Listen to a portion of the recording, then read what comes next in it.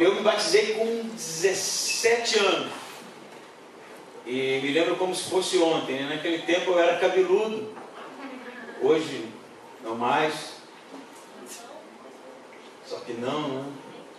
Mas a alegria de fazer parte de algo que é um projeto para a eternidade é maravilhoso. Eu acho que a grande frustração nossa é quando a gente se envolve em projetos que são perecíveis, que eles duram por pouco tempo. E aí toda a força que a gente põe, toda a expectativa que a gente põe, chega em um determinado momento que ela se acaba, porque as coisas se findam, porque elas têm um fim, mas a eternidade não. Me lembro de um texto de uma escritora chamada Clarice Lispector, que ela fala sobre o medo da eternidade.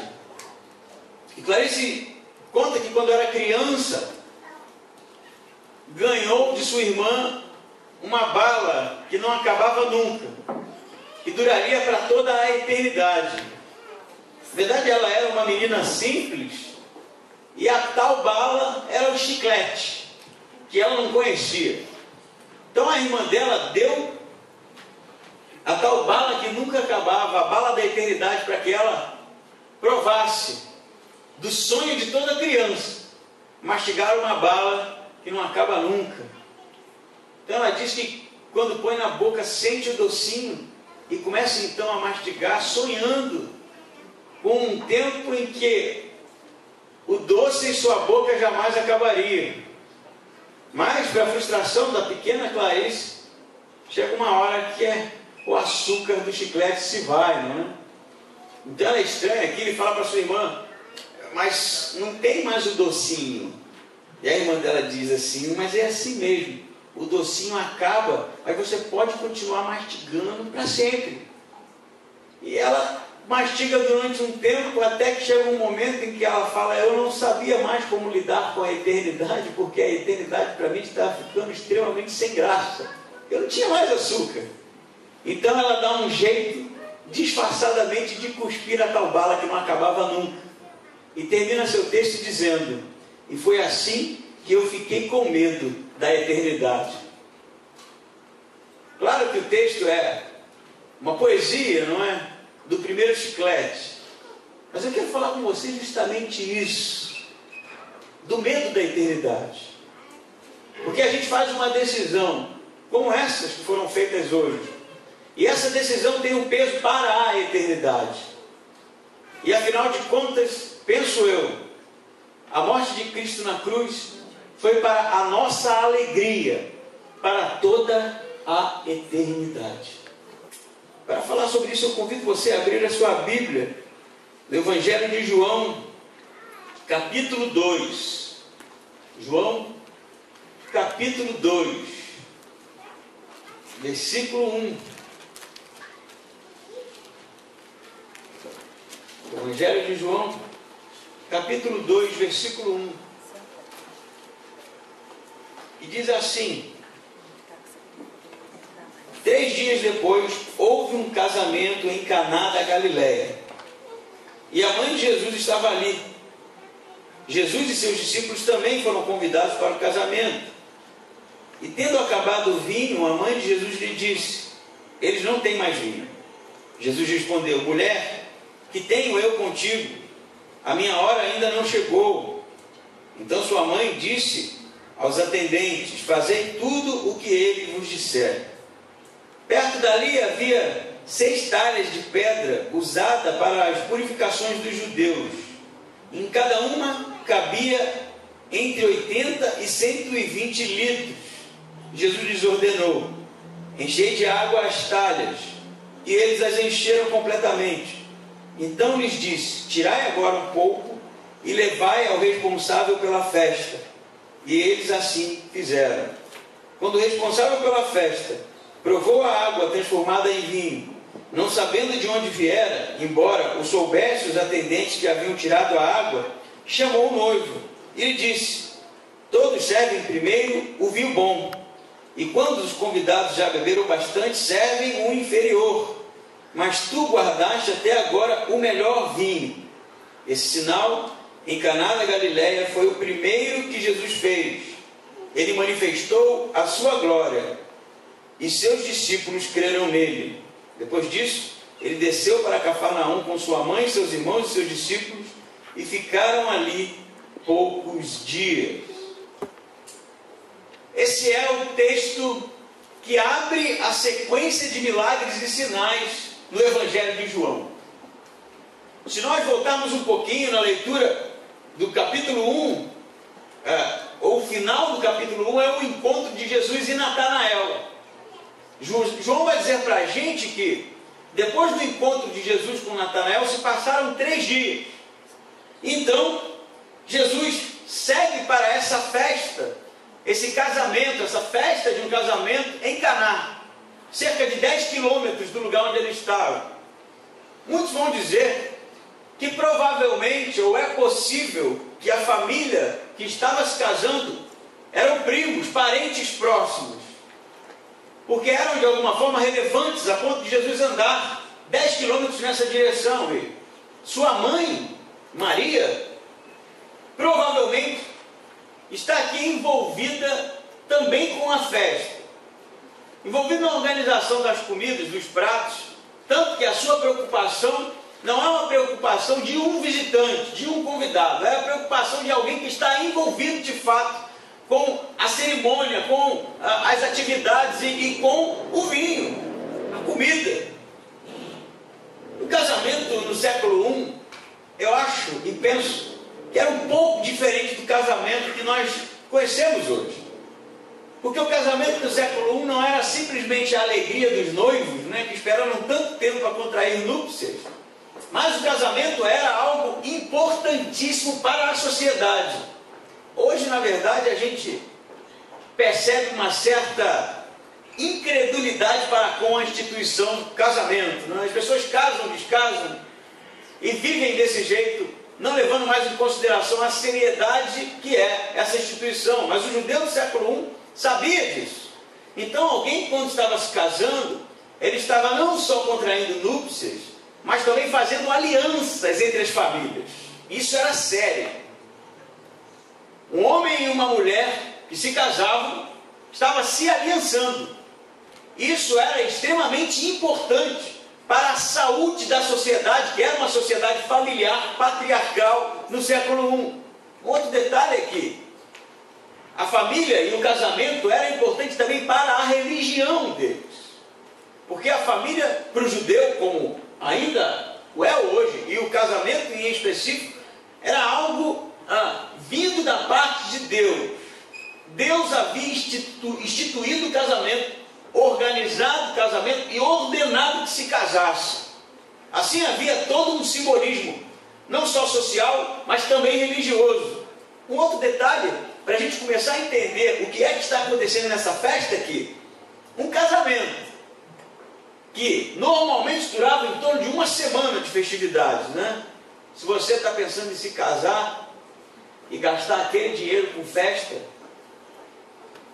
e quando você terminar o cerimonial e ver o quanto que você gastou, você lembra dos judeus do século I, era uma semana bancando os convidados. Você sabe que se faltasse, como está acontecendo aqui, o vinho, a comida, a bebida, era ofensivo. E aquele que foi convidado e participasse de uma situação como essa, crítica, poderia inclusive processá-lo legalmente, por você ter, na verdade, colocado ele em uma situação extremamente constrangedora. Pensa nisso. Hoje a gente vai numa festa de casamento, e aí senta naquela mesa próximo da cozinha, onde o garçom passa toda hora, Os bons malandros fazem assim: escolhe aquela mesinha perto de onde o cara passa com o salgadinho, já faz uma amizade, fulano, que negocinho e tal. Mas você já foi num casamento em que você não comeu nada? Já foi em festa de casamento que não saiu nada, meu amigo? Começou mais ou menos, de repente minguou, você fala: cara, eu estou aqui há mais de meia hora, não comi muito salgadinho. Alguém já passou por isso? É chato, A gente até brinca, Normalmente festa de casamento é muito triste para alguns em algumas situações, porque a gente gasta dinheiro, convida as pessoas ainda falam mal da nossa festa, Não é assim? Mas se você já foi em uma e não comeu nada e saiu de lá meio chateado porque não foi servido, um judeu no primeiro século, ele poderia processá-lo por isso, porque isso era ofensivo. E o que acontece nesse casamento aqui? Acabou a bebida, meu amigo. Eu não sei em que pé eles estavam, se foi no segundo, no terceiro, no quarto, mas não tinha mais vinho. Não tinha mais o que beber. Isso é o fim da festa. Maria, então, percebe o problema, percebe o que aquilo poderia gerar. Uma situação de vergonha para noivos, não é? Uma família que estava sendo instituída ali e que poderia entrar em um estado de distanciamento da sua sociedade por ter, ou por não ter se organizado direito, por ter ofendido as pessoas. Era algo terrível para se começar e iniciar um casamento dessa forma. Maria então vai até Jesus. E ela procura Jesus e faz o seguinte comentário: acabou o vinho. Não é isso? Muitos comentaristas vão perguntar, muitos teólogos vão perguntar, por que Maria procura Jesus, afinal de contas? Será que Maria suspeitava que Jesus poderia fazer algum milagre nessa festa? Será que Maria já conhecia os milagres e o poder de Jesus e suas peripécias miraculosas e vai até ele justamente nesse sentido de que ele de alguma forma sacasse de sua cartola mágica um feitiço e resolvesse o problema? Na verdade, a maioria acha que não. E o que está acontecendo aqui, me parece, se essa interpretação é a melhor, que Maria procura, já que está envolvida com a festa, o seu primogênito. Porque se você ler com cuidado, você vai ver que José já não aparece mais nas narrativas. Então provavelmente José morreu já. E aquele que era o mantenedor da família era o primogênito, Jesus. Se José havia falecido, Jesus agora mantinha a família. Então, nada mais natural do que uma mãe em uma situação dessa, já que está envolvida com a festa, já que está faltando vinho, já que um problema de vergonha em uma sociedade de honra e vergonha que era extremamente gritante, recorra a seu filho primogênito. Quem sabe Jesus, vão dizer alguns teólogos, como D.A. Carson, pudesse sim correr atrás de alguma maneira de conhecidos ou de tentar em ajudando sua mãe. Porque Jesus devia ser alguém, eu diria, de muitas ferramentas, não é? De alguma forma ajudá-la. Então, a pergunta de Maria para Jesus não tem um tom miraculoso, mas tem um tom de uma mãe que procura seu primogênito para ajudá-la em uma situação em que ela está profundamente envolvida. Entenderam isso? E daí vem a resposta de Jesus. Mais estranha ainda, porque se ela pergunta ou fala para Jesus, faz uma afirmação em um comentário que acabou o vinho, Jesus vira para sua mulher e diz, para sua mãe, né? E diz: mulher, o que tenho eu contigo?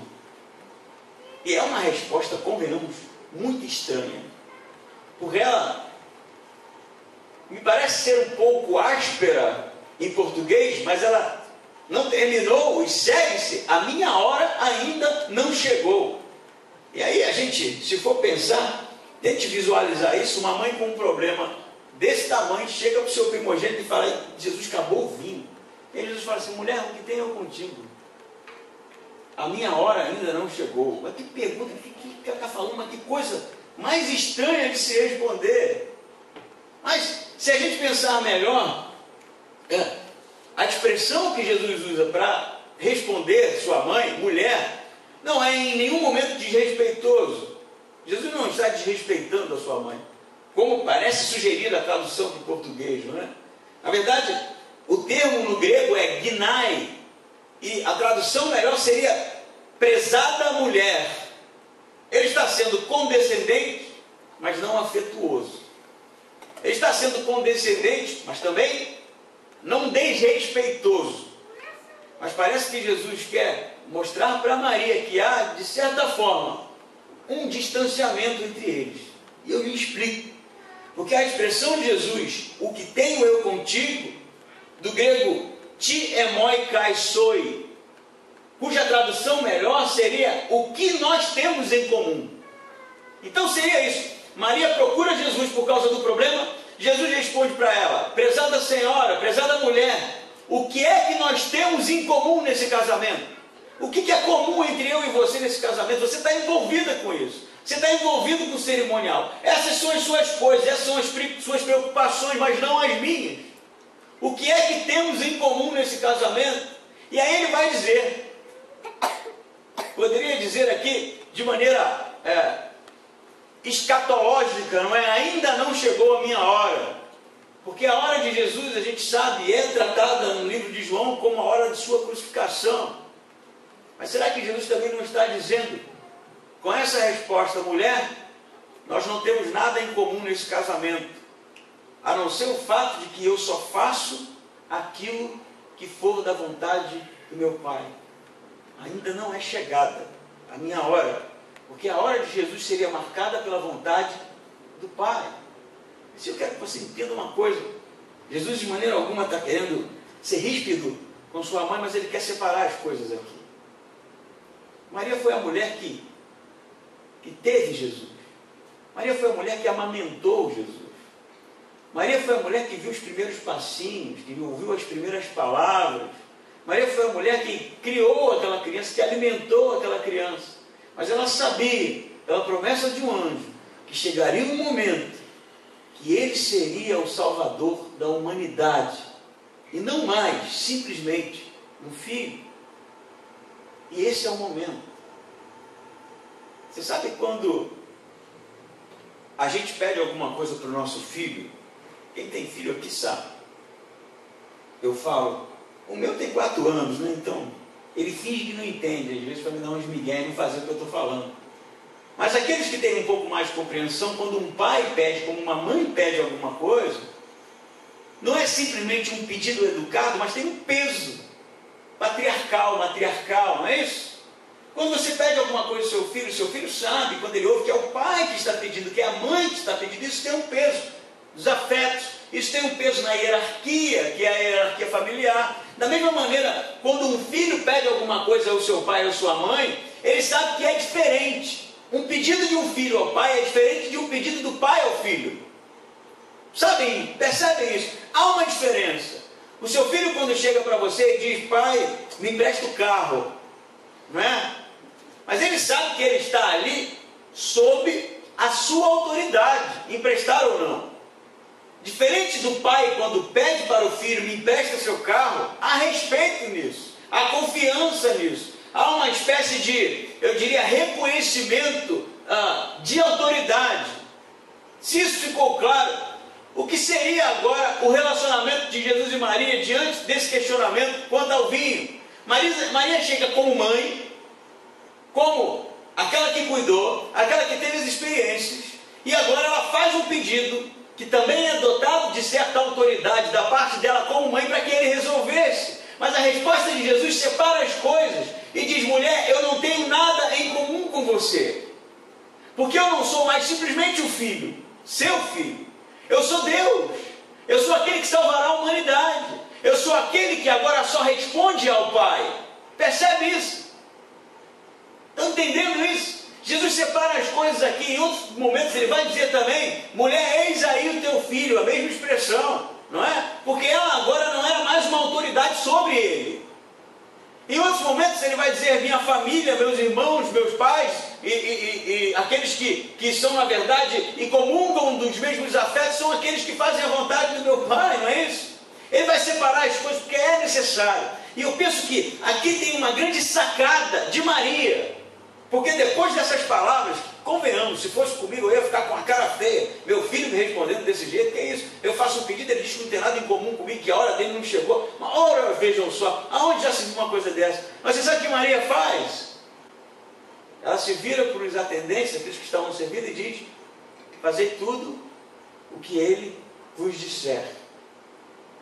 Percebam que há uma mudança na abordagem de Maria para com Jesus. Primeiro ela é a mãe que pede a um filho um favor. Mas depois das coisas em sendo colocadas em seu lugar, essa mulher sabiamente agora age pela fé. Não mais usando da sua autoridade, da sua influência sobre aquele homem, mas usando da fé. Fazer tudo o que ele vos disser, independente do que ele vos disser. Entende a diferença?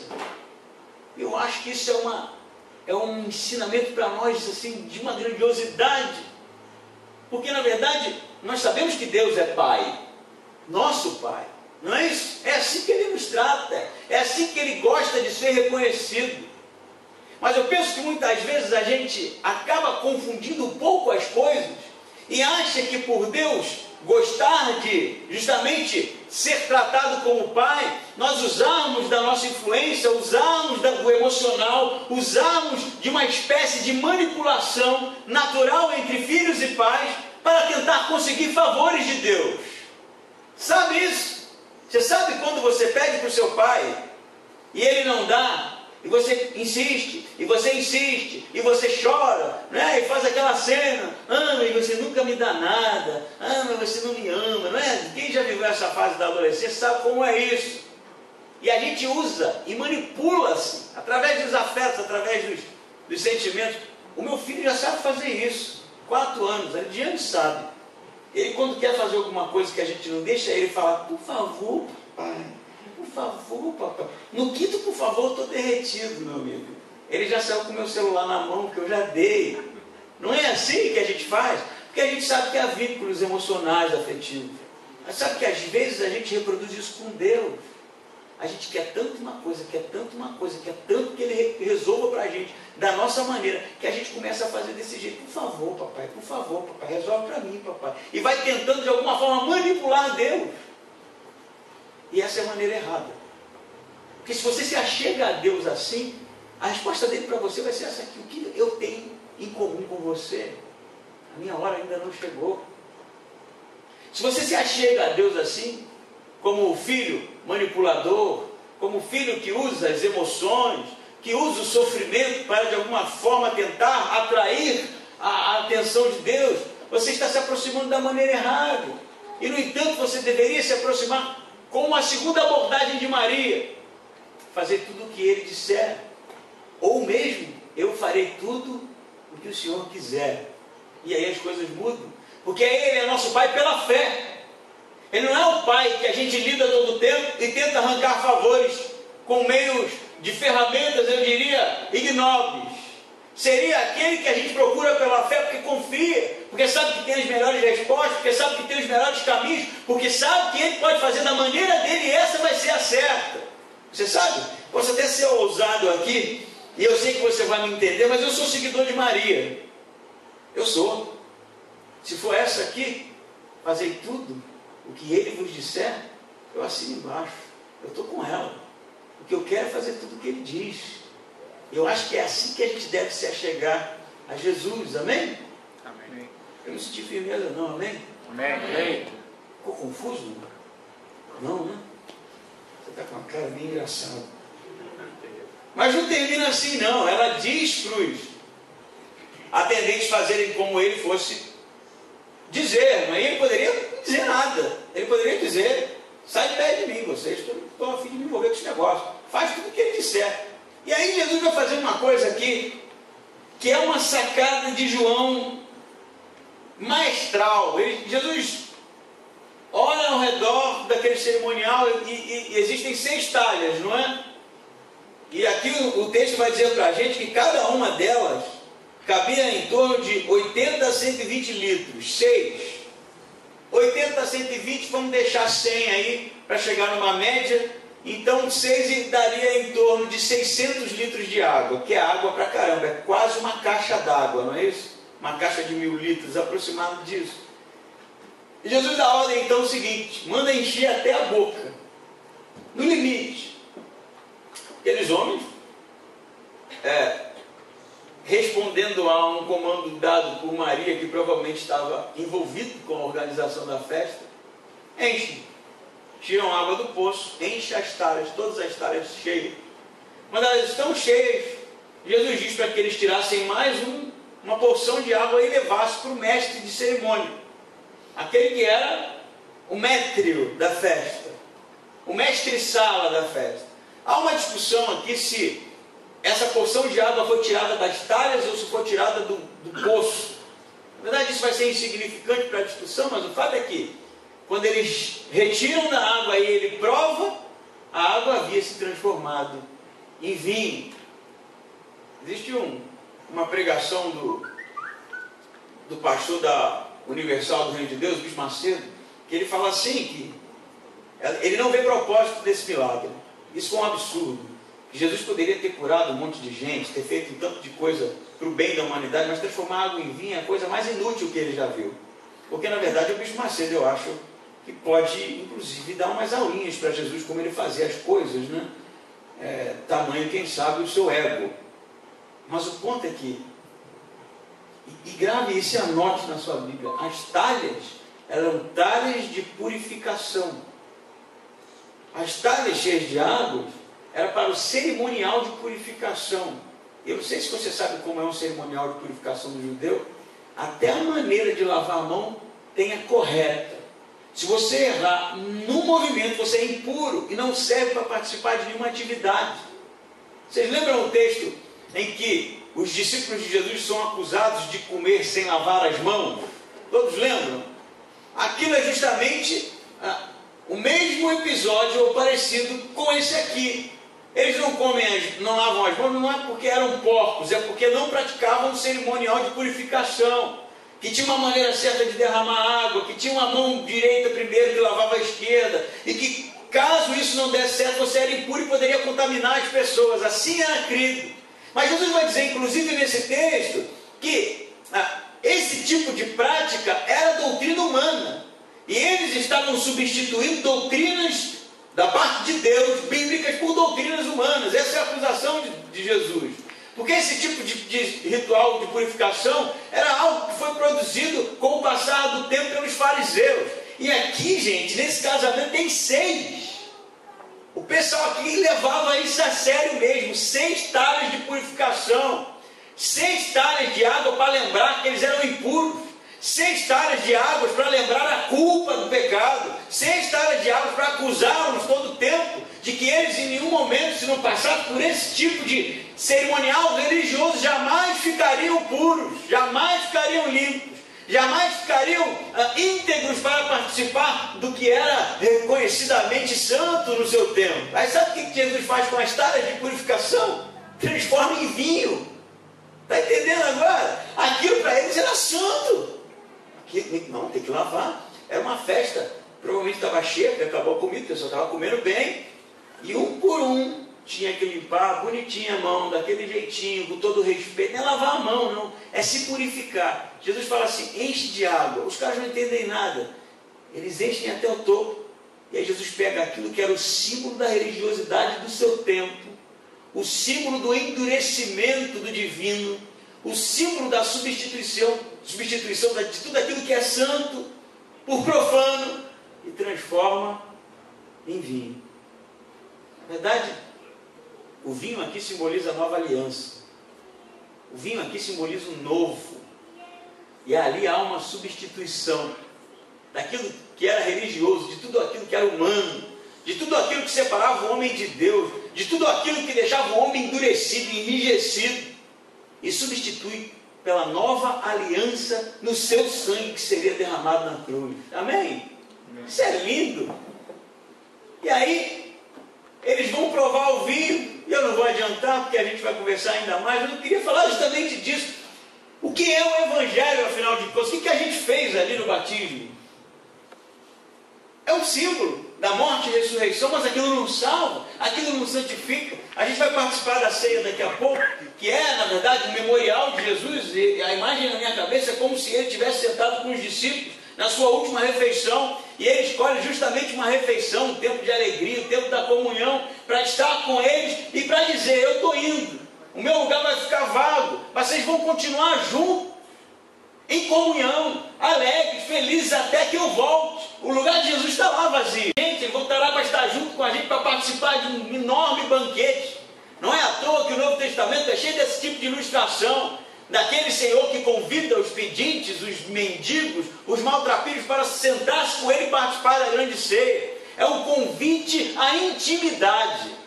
E é isso que Jesus está fazendo aqui, é substituindo a religiosidade, os dogmas, é substituindo os 10 passos para alcançar a santidade, os 10 passos para alcançar os 10 passos, os 10 passos para ser alguma coisa, os 10 passos para agradar a Deus. E a gente parece que vai vivendo uma espécie de, eu diria, religiosidade dos dogmas, das diretrizes, dos passos, das leis, e esquece que foi substituído o cerimonial, o endurecimento da religião pelo pacto da aliança. E o pacto da aliança, meu irmão, para você se purificar, é só você se achegar a Ele, é só você ser íntimo dEle, só você amá-lo, é só você deixar que a graça dEle superabunde na sua vida. Ele transforma. Chega de ficar, quem sabe, tentando viver de uma maneira a se esforçar a ponto de agradar a Deus, sabe? As leis. Não é mais assim. As leis que vêm de Deus são boas. Elas devem estar gravadas no nosso coração, sim. Mas a manifestação do nosso amor por Ele deve ser através da liberdade que a gente tem nele, sabe? Amém. Porque se antes eu era obrigado a fazer isso e aquilo, agora eu faço porque amo. Se antes eu era obrigado a fazer sacrifícios, se antes eu era obrigado a abrir mão, agora eu faço porque amo. Porque o amor de Cristo me constrangiu. Porque o amor de Cristo naquela cruz é o que de mais especial aconteceu na minha vida. Entende a diferença? É o tempo da gente pegar as pias batismais da religiosidade, pegar os ritos e essa mania que a gente tem de tentar ser bom diante de Deus, deixar que Ele mude os elementos, transforme as coisas. Vocês lembram daquela passagem que Jesus diz assim: odre velho não pode suportar vinho novo? Vocês lembram disso? O que Jesus está a dizer ali?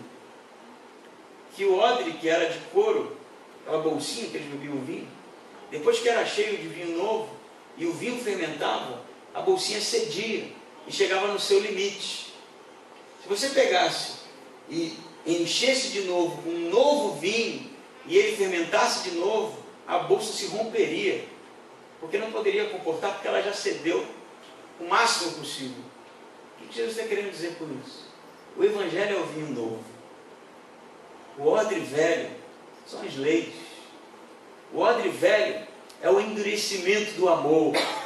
O odre velho é a tentativa vã de tentar ser bom diante de Deus. Faça isso. Deixa que Deus transforme as talhas da sua vida, os odres da sua vida no pacto da nova aliança, na manifestação do seu amor e da sua graça por você. Amém? Amém. É bonito, né? O Evangelho é apaixonante. Mas não terminou aqui não. Quando o mestre Sal a prova do vinho, ele fica meio surpreso, porque o vinho era bom, era melhor do que o outro. E provavelmente, né, segundo a praxe, os noivos já haviam servido o bom vinho no início da festa. Porque a estratégia era essa: servir o bom vinho, o cara ia perdendo a sensibilidade, e depois qualquer som rock que você colocasse estava valendo, né? O cara já não sente mais o sabor como deveria sentir. Eles já provavelmente serviram o bom. Eles beberam o bom, beberam o ruim e acabou. E agora, quando o mestre Sal aprova e diz: ué, mas eu não entendi o que você fez. Ele não sabe de onde veio o vinho, né? João vai dizer que só quem sabia, na verdade, foram os rapazes lá que encheram as taças. Ele diz: você deixou o melhor vinho final, o vinho top. Eu vou contar uma história para você rápida aqui. Eu tive um aluno de violão, ele era um nordestino bem grandão assim, e ele vivia me contando que na terra dele tinha uma mulher que fazia vinho em casa, e que era uma delícia. Ele sempre contava essa história. E uma vez, antes de eu terminar essa, eu vou contar uma aqui, só para você ver que tipo de pessoa ele era, que você vai entender tudo. Ele foi um cara que veio fugido do lugar onde ele vivia para o Rio de Janeiro. Em Rio de Janeiro ele reconstruiu sua vida e tal, porque lá ele esfaqueou um homem. E a história foi bem assim: ele estava numa praça com a noiva dele, um outro cabra macho lá, com a arma na mão, mexeu com a noiva dele, ele foi tirar satisfação, o cara estava armado, deu um tapa na cara dele, mandou ele para casa, humilhou, como bom nordestino, voltou para casa, pegou a sua peixeira e resolveu a questão e fugiu. era esse tipo de pessoa, amabilíssimo, só não mexer com a noiva dele. Então, esse cara uma vez teve um recital na escola de música que eu dava aula, e todo aluno tinha que ir lá na frente e tocar uma música, porque ele já estava treinando há um tempo, ele tocava bem, mas ele estava nervoso, mas o homem estava nervoso demais, e as pernas tremiam. Ele falava, não sei se eu vou conseguir, não sei se eu vou conseguir tocar, porque tinha bastante gente. Então eu fiz uma das piores piadas da minha vida, e falei assim, tá vendo? Dá facada nos outros é mole, eu quero ver se eu subir lá e tocar esse violão aí. Foi então que o semblante dele mudou, ele olhou para mim e disse, cada um com o seu dom. Eu não sei se você entendeu, mas eu acho que o dom dele era esfaquear as pessoas. E foi esse cara que trouxe o Calvinho para mim e disse, prova. E não prova não, meu amigo, depois dessa história. Ele falou tanto daquele vinho que trouxe, a garrafa era feia, confesso, mas eu provei. E o vinho era horroroso. E aí foi quando eu entendi por que Jesus fazia o seu próprio. Porque tem uns que são intragáveis. E o mestre Sal vai dizer, esse é o melhor. Esse é o melhor. Você deixou o vinho bom final. Porque tudo aquilo que Jesus põe a mão, ele tem o poder de transformar em algo maravilhoso. Porque tudo aquilo que Jesus põe em suas mãos e coloca a sua atenção, ele transforma em algo lindo, gracioso, o melhor que se pode encontrar. Eu vou dizer para você, se a gente falou aqui do problema da religião, que tantas vezes endurece a gente, se a gente falou aqui tantas vezes que a gente tenta manipular Deus para alcançar os objetivos, eu quero dizer para você que o convite para a salvação é um convite para uma grande festa, que Jesus se importa com a gente sim, e se importa com o nosso bem-estar, e quer ver a gente bem. Eu sei que muitas vezes a gente vai ter que abrir mão de um monte de coisa, e vai pagar o preço, vai sofrer, mas o que Ele quer para nós é justamente transformar aquilo que é o fim da alegria humana, o fim, eu diria, dos dispositivos que podem de alguma forma gerar qualquer tipo de alegria passageira, como o chiclete de Clarice Lispector, e transformar em uma alegria, uma felicidade, em um estado pleno de estar bem para sempre. Porque quando Jesus move suas mãos, é isso que Ele faz.